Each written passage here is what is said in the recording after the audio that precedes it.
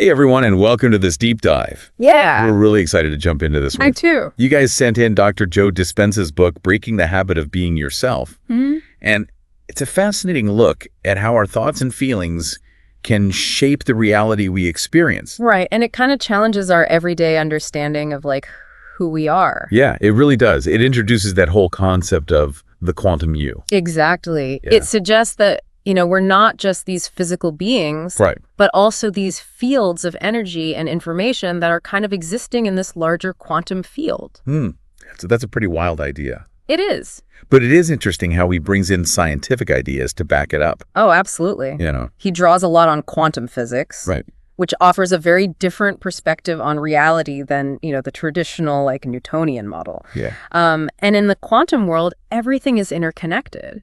And even our thoughts and feelings have this energetic frequency that can interact with the world around us. So, like, everything we think and feel is actually having an impact on the world. That's the implication. Wow. Okay, now this is where it gets even more interesting. Okay. He says that atoms are like 99.999999% energy. Right. And only like a tiny fraction of matter. Yeah, tiny fraction, 0.000001 to be exact. So if we're mostly energy, does that mean we can actually influence things with our thoughts? That's one of the big questions he poses, and it really challenges conventional thinking. It does. One example he highlights is a study by Dr. Leonard Leibovici, where they tested the power of prayer for its effect on patients with sepsis. Okay. And the results were pretty fascinating. Really? It suggested that prayer might actually have a retroactive effect. Retroactive? Influencing not just the present, but also the past. Wait, are you saying that, like, focusing on a better future could somehow change things that have already happened? It's a mind-bending idea, right? Yeah, that's a bit. It points to the possibility that, time as we perceive it might be more fluid than we realize. And, if we can influence the past, think about the implications for healing old wounds or shifting, difficult experiences that we've had.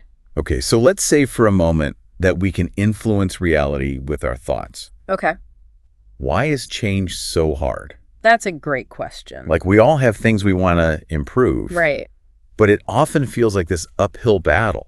Absolutely. Why is that? He talks about how we get stuck in these loops of, predictable thoughts, feelings, and behaviors. Okay. And these patterns, they just constantly reaffirm our current reality, which makes it so hard to break free. So it's like we're constantly reinforcing the same patterns. Exactly. Over and over again. Over and over. And we get stuck. Stuck. Yeah. He calls these patterns the big three, if I remember correctly. He does. Can you remind us what those three factors are that kind of keep us feeling trapped? Absolutely. Yeah. The big three are environment, body, and time. Okay. And let's start with environment, because our surroundings, the people we interact with, all those external circumstances, they can trigger these habitual thoughts and feelings, often keeping us in the survival mode. So our environment influences our thoughts. Yeah. Our thoughts shape our reality, and then that reinforces our perception of the environment. Exactly. It's a cycle. It's a self-perpetuating cycle. It is. It is. What about the body? The body's incredibly powerful. Right. It stores memories. Not just in our minds. Not just in our minds. But in our cells. But also in our cells. Yeah. And negative emotions particularly, like guilt or fear, they can become really ingrained in our physical being. And that creates these automatic reactions that can really hold us back. So we're not just thinking these negative thoughts, but we're actually feeling them in our bodies. Exactly. And that makes them feel even more real. More real. And harder to shake off. And harder to shake. Wow. He actually shares a personal story about this. Oh, really? Where he saw his own brain scan, and it wasn't so healthy, which was a big wake-up call for him to start changing his own habits. Yeah. So it highlights how, these patterns can have a real measurable impact. Right. So it's not just about, like, willpower. Right. It's about understanding. It's deeper than that. Yeah, the deeper mechanics of how our minds and bodies work together. Exactly. Okay, and then there's time. Yes. How does that fit into all of this? So when we dwell on the past, replaying old hurts or regrets, or when we're anxiously anticipating the future, worrying about what might happen. Yeah, we all do that. We all do it. Yeah. It prevents us from being fully present in this moment. Okay. And that disconnect from the present moment It limits our ability to access the potential that exists within us. So it's like we're always either looking back with regret or looking ahead with worry, and never fully inhabiting the now. Exactly. Where we can actually make a difference. The present moment. Wow, no wonder we feel stuck. Right. It's like trying to drive a car with one foot on the gas and one foot on the brake. You're not going to get very far. Right. To create real change, we need to learn to access that power of the present moment. The power of now. Yes, and that's where his work gets really exciting. Yeah, it is exciting.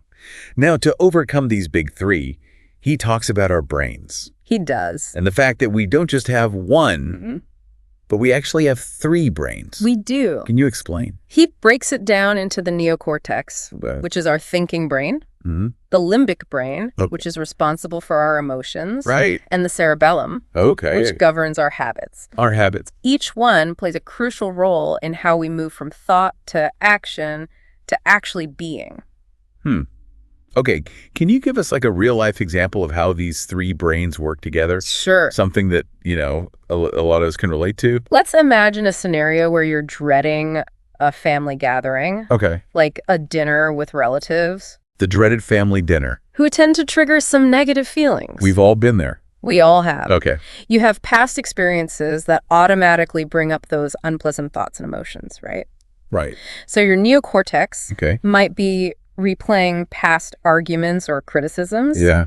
Your limbic brain is firing up those feelings of anxiety and resentment. Okay. And your cerebellum is ready to launch into those habitual behaviors like avoidance or getting defensive. Right. It's like an internal storm brewing before the event has even happened. So how do we stop that? He suggests that by consciously shifting our thoughts and actions, we can actually create a new emotional experience.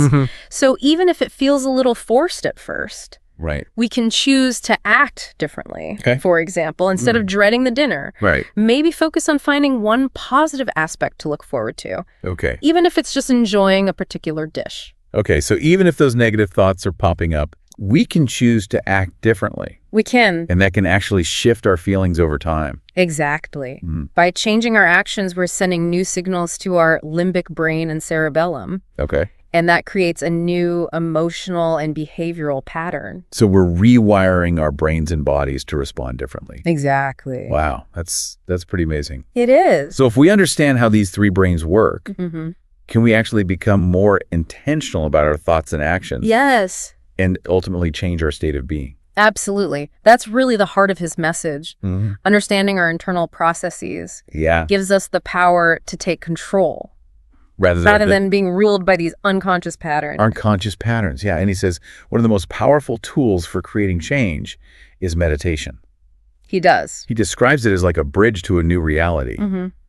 But how does meditation actually create change? Well, meditation has been shown to shift our brainwave patterns. So we move from the busy beta waves of our waking state into the more relaxed alpha and theta waves that are associated with creativity and deeper awareness. So we're calming the mind. Yes. And accessing a more receptive state. Exactly. He highlights how meditation helps us access this state where the analytical mind quiets down. And we can tap into the subconscious. Which is where those deeply ingrained patterns are. So it's like going beneath the surface. Beneath the surface. To address the root of the problem. That's at the root. And he tells a really inspiring story about Monique. A woman who used meditation to shift her mindset to one of abundance. And ended up winning the lottery. Wow. Now that's a story that gets your attention. It does. Okay. We've covered some fascinating ground today. We have. And I feel like we're just scratching the surface of this earth. Scratching the surface. There's so much more to explore. There is. Especially when it comes to the practical steps for applying these concepts and creating lasting change. And that's where we'll pick up in part 2 of this deep dive. I can't wait. Me too. Welcome back to our deep dive into Dr. Joe Dispenza's Breaking the Habit of Being Yourself.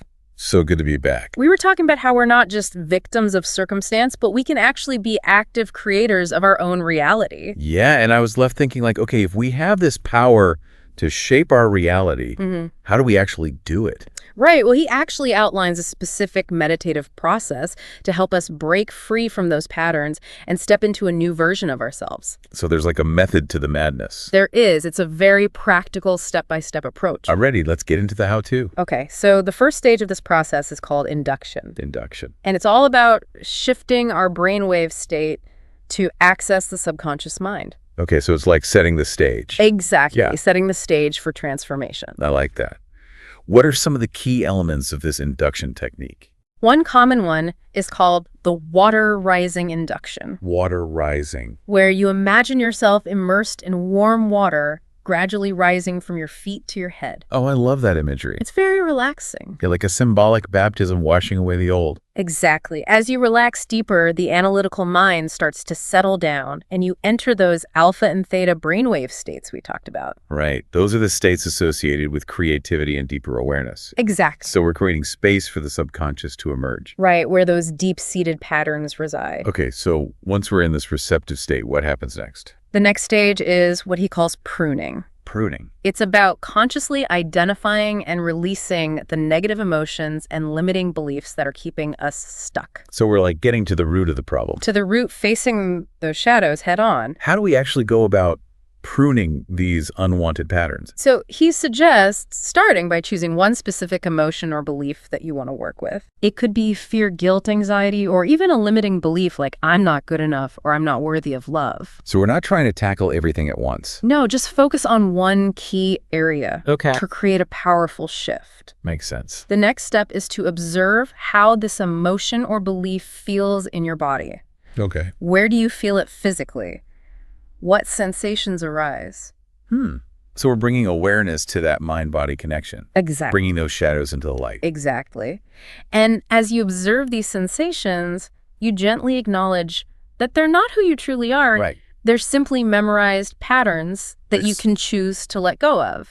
So we have a choice. We have a choice. That's powerful. You're not your emotions or your thoughts. Right.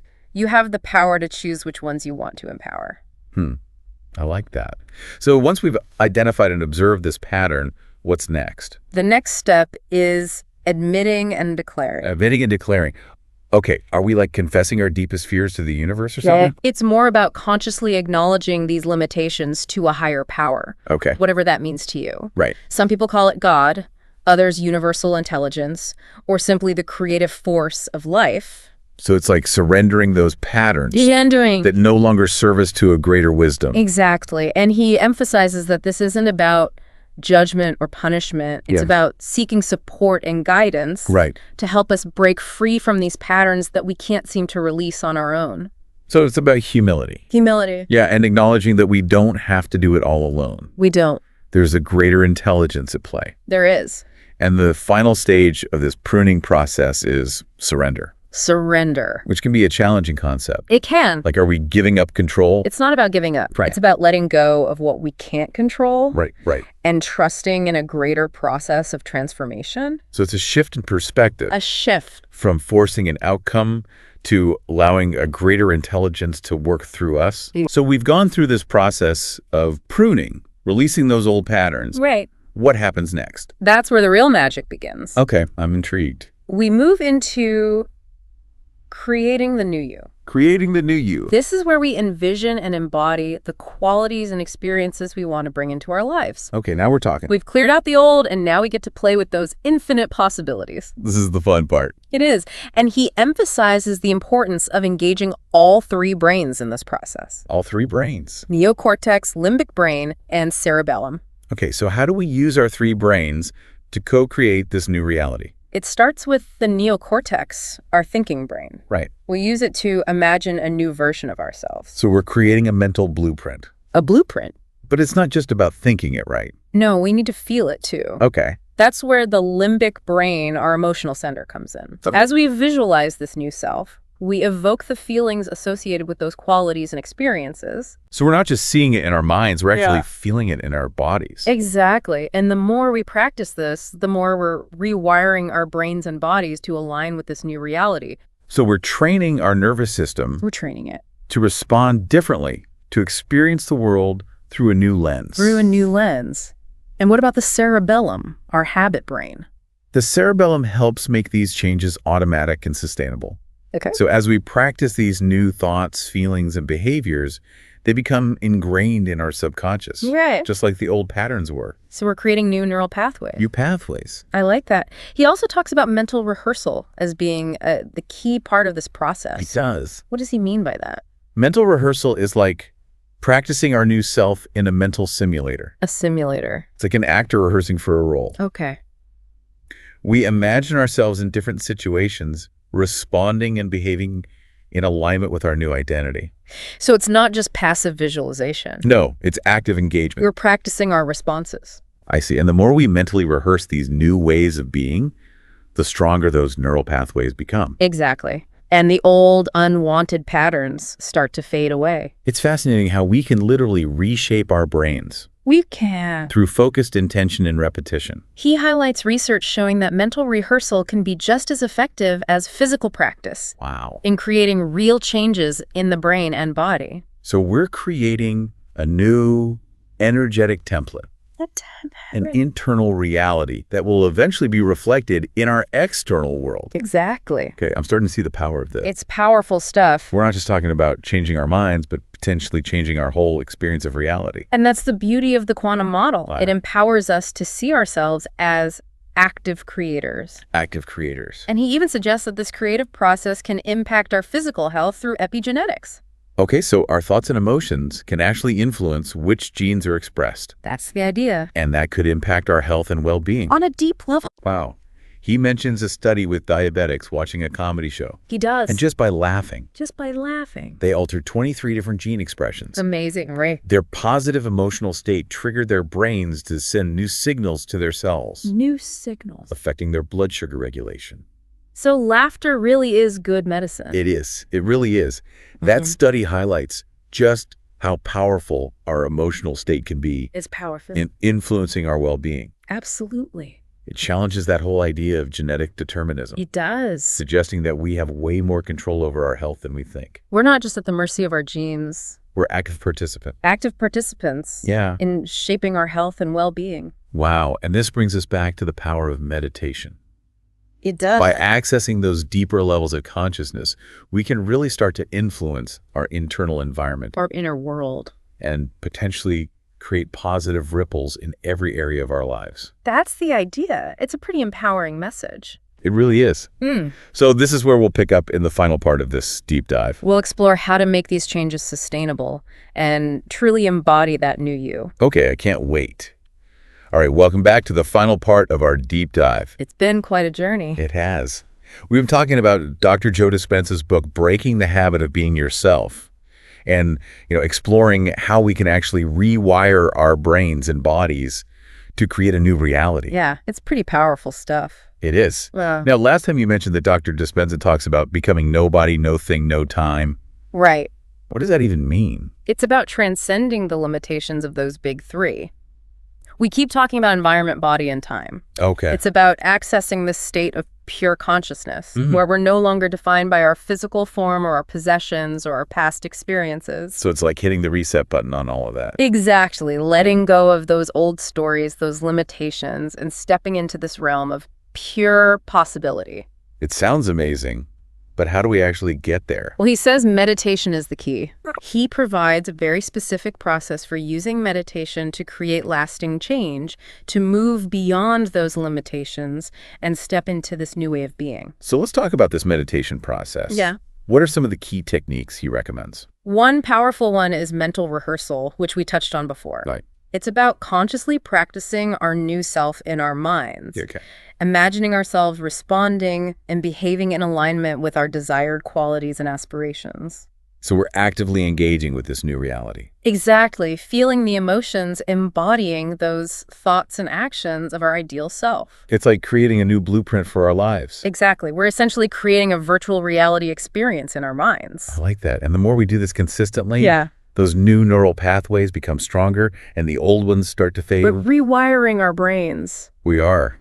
And he also talks about the importance of feeling the emotions yes. associated with this new reality. Yes. It's not just thinking it, but feeling it in our bodies. Absolutely. He calls it emotional embodiment. Emotional embodiment. And it's about evoking those feelings of joy, gratitude, love, whatever qualities we want to experience. As if they're already happening. As if they're already happening. We don't wait for them to come from outside. We create them from within. We become the source of those feelings. Exactly. And as we do this, we're actually training our bodies to vibrate at a higher frequency, aligning ourselves with the energy of our desired reality. It's like we become an energetic match for what we want to create. Exactly. Wow. And he even suggests that this can have a physical impact, potentially influencing gene expression and even supporting our body's natural healing abilities. He does. He shares some pretty remarkable stories of people who have overcome chronic pain illnesses, even seemingly incurable diseases. Wow. By transforming their minds and bodies. So we have more influence over our health than we realize. Way more. Okay, so we're thinking differently, feeling differently, but he says it's not enough to just stop there. Right. We need to align our actions as well. So walking the talk. Walking the talk. Putting those thoughts and feelings into practice in our daily lives. Living in alignment with this new vision. Exactly. Yeah. And as we do that, we start to see evidence of our creative power manifesting in our external world. He gives those examples of people winning the lottery, finding their soulmates. Those quantum leaps. Yeah. Where we defy the limitations of our past and create something extraordinary. Exciting to think about all the possibilities that open up. It is. When we tap into this creative power within us. That's the key.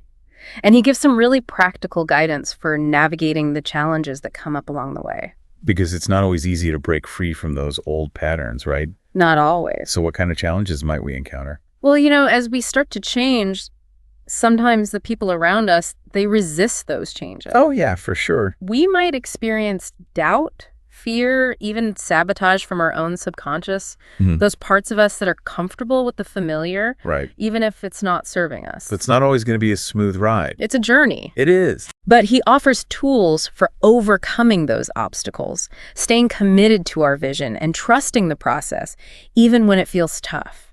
I think that's so important. It is. To trust. We have the inner strength to do this. This has been such a mind-expanding deep dive. It has. I feel like I have a whole new understanding of the power we have to shape our lives. It's inspiring, isn't it? It really is. So as we wrap up, is there one key takeaway you would leave our listeners with? Yeah, I would say start paying attention to your thoughts and feelings. Okay. Become aware of those patterns that are running your life. Right. And if you don't like what you see, you have the power to change it. You have the power to create a reality that's more aligned with your deepest desires and your highest potential. That's so empowering. It is. We're not victims of our past or our circumstances. We're not. We can choose a different future. Absolutely. A future that reflects the best version of ourselves. That's the goal. It is. Thank you so much for joining us on this incredible journey. It's been a pleasure. It has. And thank you all for listening.